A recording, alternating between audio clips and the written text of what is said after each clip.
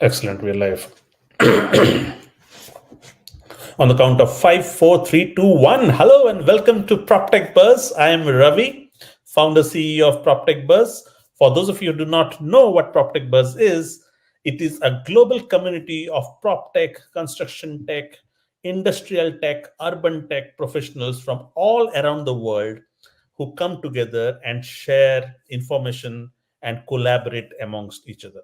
Yes, it's a global platform. Today, we have people from 45 countries already on the platform, more than 10,000 people already on the platform. And I think close to 1,200 posts have already been made, and a ton of messages exchanged in direct messages in private as well. We also have a marketplace for tech products in each of these categories. And yeah, that is what PropTech Buzz is. However, today I am here to make a special announcement, which I'm quite delighted about, is we are finally launching our construction tech community on PropTech Buzz. Yes, many of you must be wondering what's the space or what's the place of construction tech in PropTech, but that's exactly what we'll be covering in the theme today with our esteemed guest. So we are announcing the launch of Construction Tech Community, and to take the mantle of this responsibility, we have Charles Rathman, who is joining as ambassador for Global Construction Tech Community.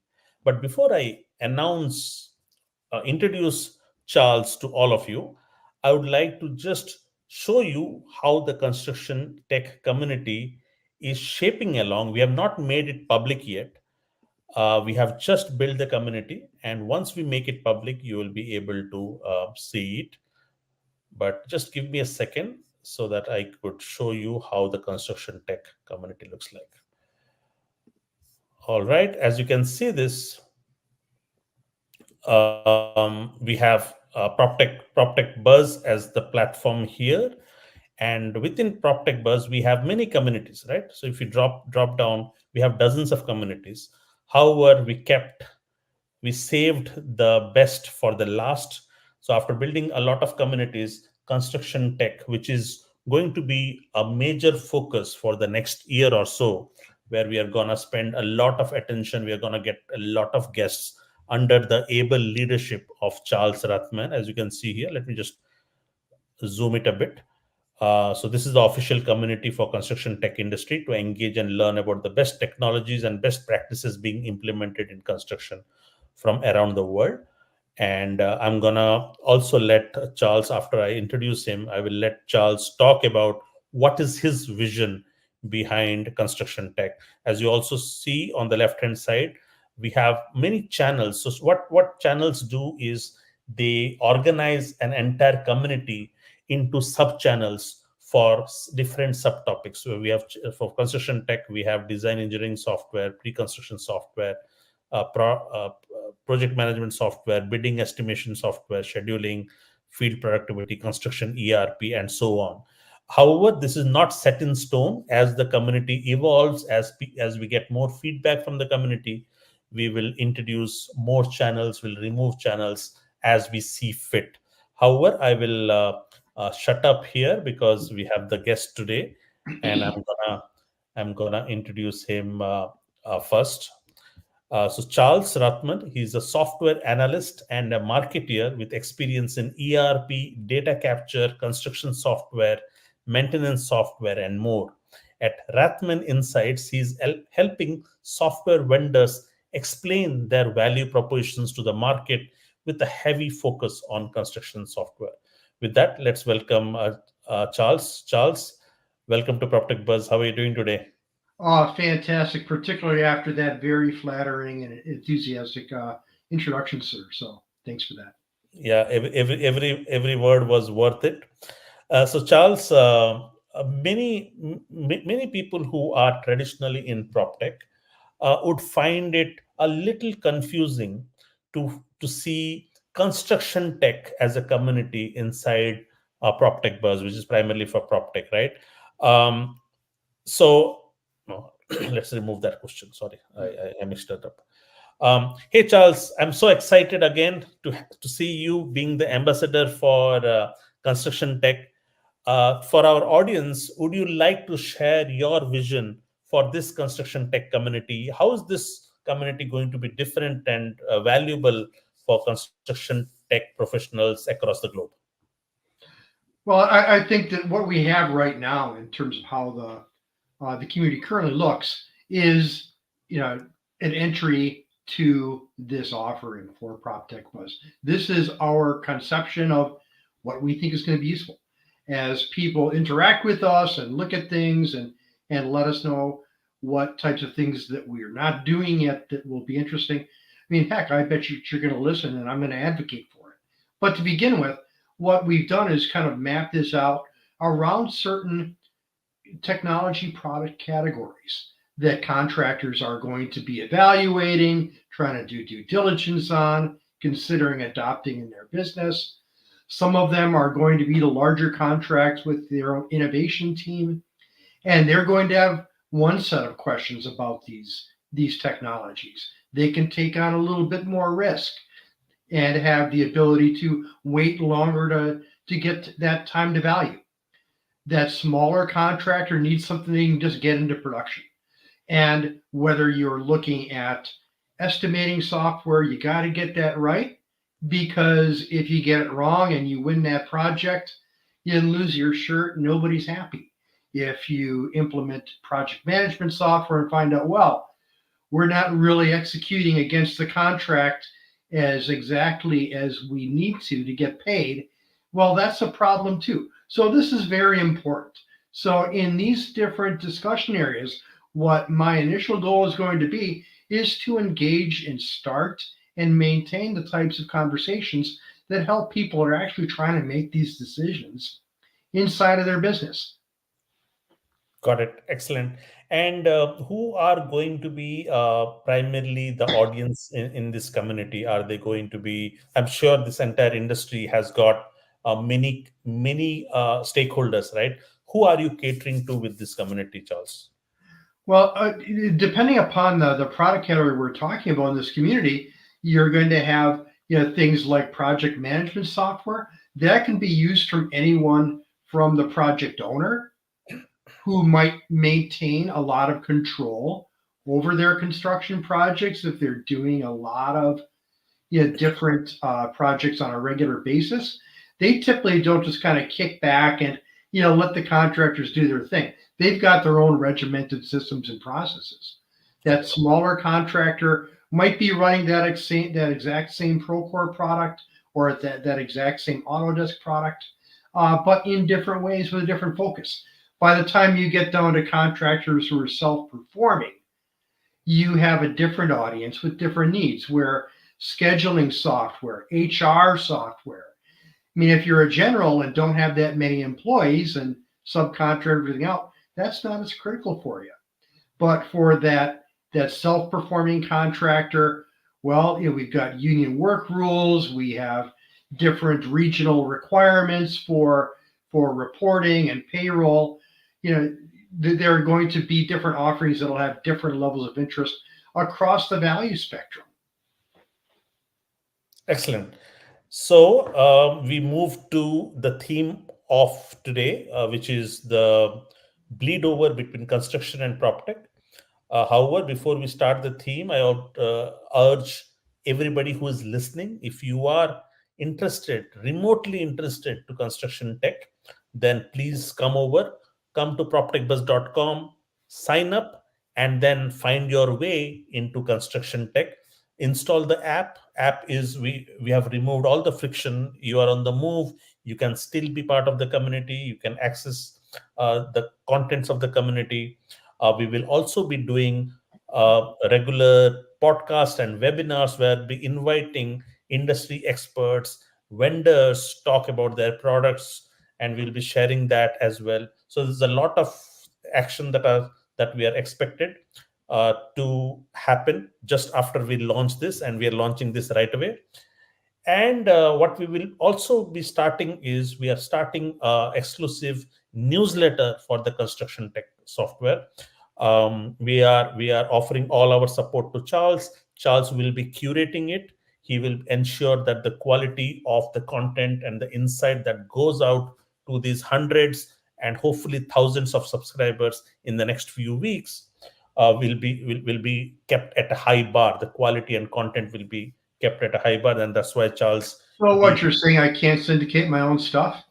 Yeah, and I can also assure you the content will not be dry. It will have a dash of Charles' trademark humor as well. All right, great. With that promise, we move on to the next section, which is the bleed over between construction and PropTech. So Charles, today you have me as a captive audience. As I said, we will have more guests coming up in the upcoming webinars. But for this conversation, I want to understand, just as many others, why involve construction software on PropTech Bus? Well, there are a bunch of different reasons for that. The one that has really been a focus of the software industry for a long time is the fact that the designer or engineer or architect is going to create a design for an asset, whether that's a multifamily residential property, a commercial property, a nuclear power plant, an offshore oil rig, an oil refinery, a data center building, whatever it is. They're going to create the design. That then goes to construction. And at that point, do they always keep that design the same? No. Usually by the time you're done with construction, you have to create a separate set of what used to be drawings, now a data set, as an as-built. That as-built is then handed over to an owner. Mm-hmm. And that's kind of where the property tech side of it picks up.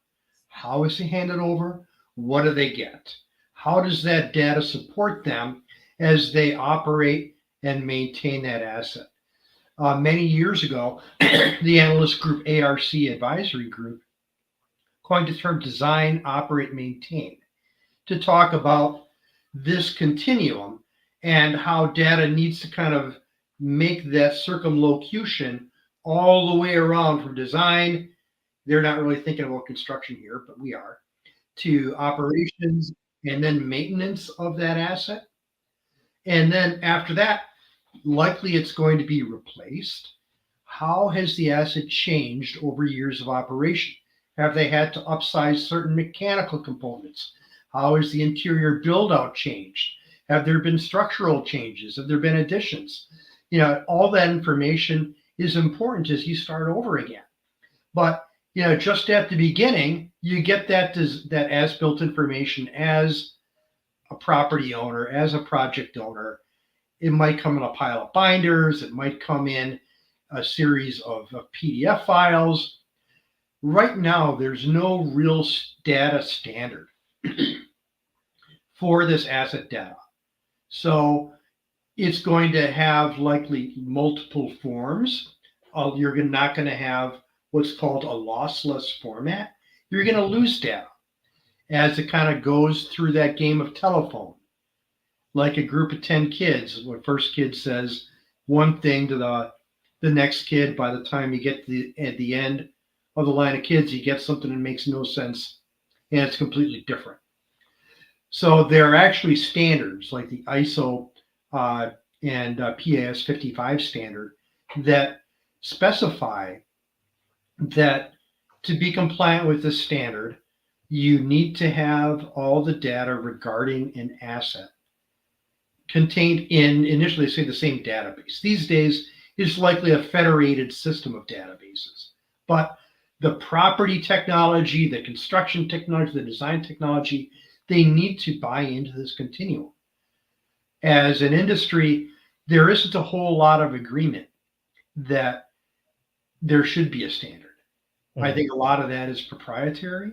Some of it is just organizational confusion because there's so many stakeholders in every single project. So those are the bigger picture things we need to look at. But in the meantime, you've got contractors who hang on to the asset after it's built, and they might design and build it differently, knowing that they're going to be on the hook for what it's going to cost to operate. You have contractors that will then pick up like an operations, maintenance, and service contract their contractors performing preventive maintenance as part of like a maintenance contract, or I'm not sure if we're to the point where we'll have buildings as a service where, that's more like the model of, hey, we'll build it to suit. We'll continue to own it. But by and large, owners are going to try to push more and more risk onto their contractors for their role in kicking off and constructing that asset and keeping it going. So to have everybody on that same data hymn book is going to be more and more important, right? Got it. Excellent. And since you mentioned about contractors, what is important to discuss about construction software for contractors? Yeah, well, it's contractors need business software to run their business. The days when you can get by with Excel, or God forbid, like a general ledger and paper are done. You will need the direct insight and control over activities in the field to make sure that you're delivering against the contract successfully before you get to the end of a billing period and find, oh man, we didn't do half the stuff we said we were going to. So digital systems specifically for construction business models that are quote to cash.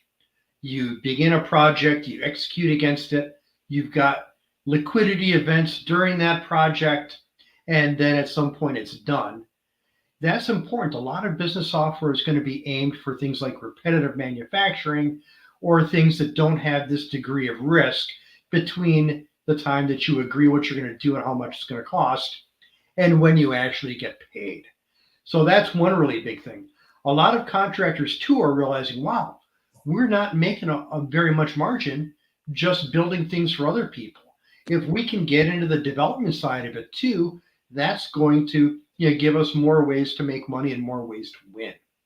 So that means they're going to have to look at business systems that will help them take that broader view. This is not a new thing. A very mature product, Sage 300 CRE is built around this premise. More and more software products are going to have to follow suit and begin to kind of encompass the development planning, the design, the construction, and then operation of a facility over its life cycle. Even if you're a contractor, like an HVAC contractor, commercially, you may put a bunch of chiller units on top of a commercial building. Can you then sell the maintenance and service for that? Oh, yeah. Is that going to be higher margin for you than putting the units up there to begin with? Well, certainly. Can you, if you've got good visibility into what that total revenue life cycle is going to be, can you price that initial project more aggressively, contingent on getting the service? Yeah. But you need to be able to have that visibility. And that gives you repetitive revenue. You aren't necessarily starving between big projects. You have less lumpy business.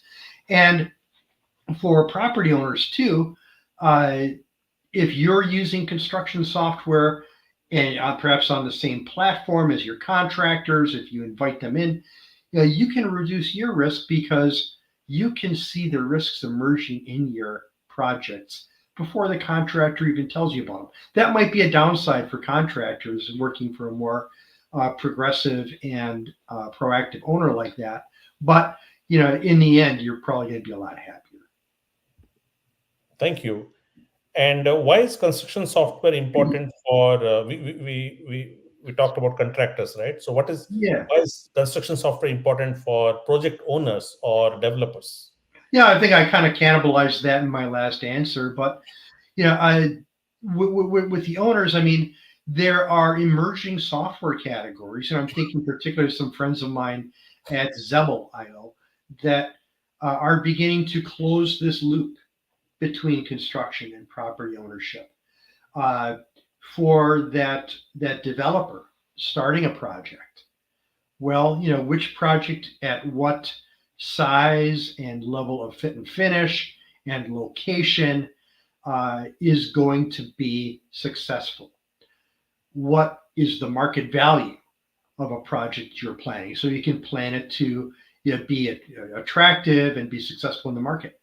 What companies like Zevel are doing is going to finished project data and taking a look at, well, gee, what the cost of constructing certain projects were, and then for that same type of project in that same area that you're looking at, what are current lease rates, what are sale prices, what's the trajectory of that type of project. So you can say, well, we're building a commercial structure with 200 rental units on the upper floors.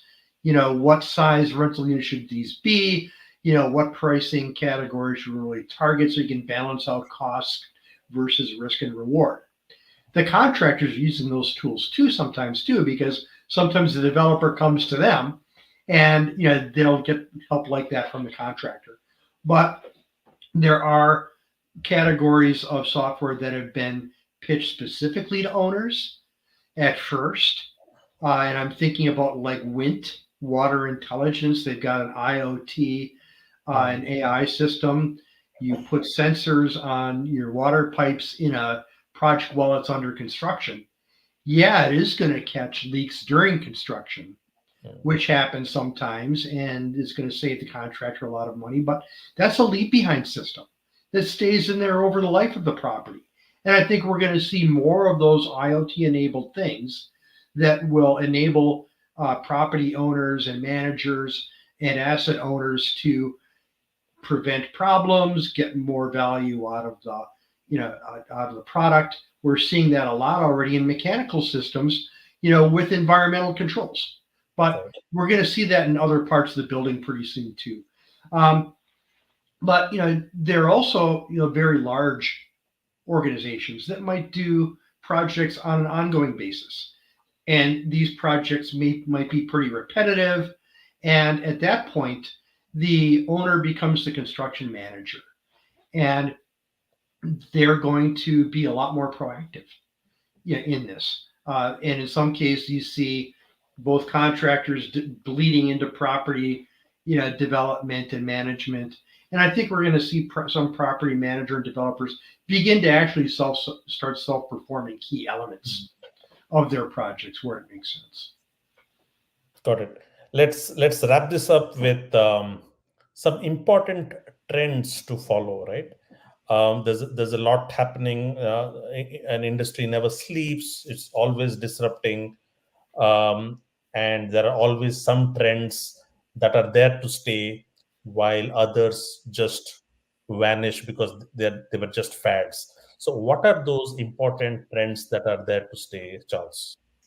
Well, one thing that's always going to be a factor in software you run inside of a business and other forms of technology, but with business software, we're seeing a progression from older to newer, which that's continuous. What happened a number of years ago, though, is maybe 10 years ago, a contractor might run their business system and the technology used to run their operation on some servers sitting in the broom closet next to the president's office, or back in a back office area. That made sense. You bought the software up front, you bought the hardware, you had IT people inside the company manage it. Where we are now is, first of all, software that's run on premise is going to be harder to access for people outside of the four walls. That's a downside for an industry where the actual value is delivered in the field. People don't want to deal with the unreliability of the different ways to tunnel into an application that's designed to be run on premise. Newer generation construction software is going to be cloud first. That means it's developed to run in the cloud. Oftentimes, there will be a multi-tenant software offering, which means that you have a software vendor running one instance of the software in the cloud.